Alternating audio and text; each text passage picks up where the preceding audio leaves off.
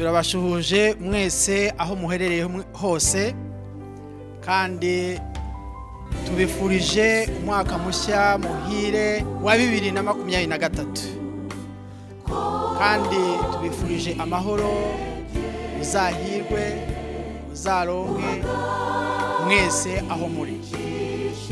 Iyi rero niyo ITV twabagereye noneho hahandi Ebenezer Ministry niho turi, bari mu myitozo, bari mu gukora aho bwabaga kugira ngo bazatwereke ibyiza mu cyumweru gitaha. Shuti bavandimwe rero ntabatindiye ngiye kubereka abaririmbyi babo, reka mbahamagare baze twegerana ahangaha, bicaye hariya, muze hano twegerane kugira ngo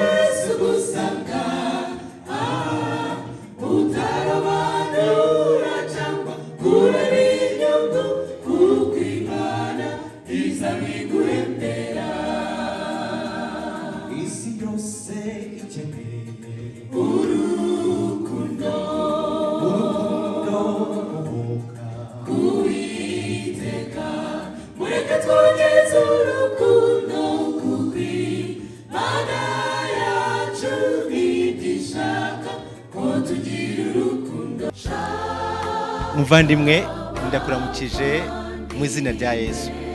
Amahoro y'Imana abane nawe. Korali Ebenezer Ministry bo ku torero ubumwe rya Phoenix Arizona turakurarika kuza mu gitaramo cyacu cyo gushimira Imana dusoza umwaka w'2022 dushimira Imana ibyo yadukoreye, tunayisaba kugira ngo idufashe no muri uyu mwaka dutangiye mushyashya 2023. Ndi kumwe n'abaririmbyi bagenzi banjye b'ikorali Ebenezer Ministry. Ndashaka kubaza mushiki wanjye, igitaramo gifite insanganyamatsiko ivuga ngo iki? Igitaramo gifite insanganyamatsiko ivuga ngo nzira tumusaraba. Kizabera kuri ubumwe SDA Church Phoenix Arizona. Urakoze cyane Brother Andre. Iki gitaramo kizaba sangapi? Kizatangira saa 8 kugeza saa 12 z'umugoroba. Urakoze cyane. Sister Yvonne aratubwira ese nayahe makorali nabaye bahanzi twatumiye muri iki gitaramo?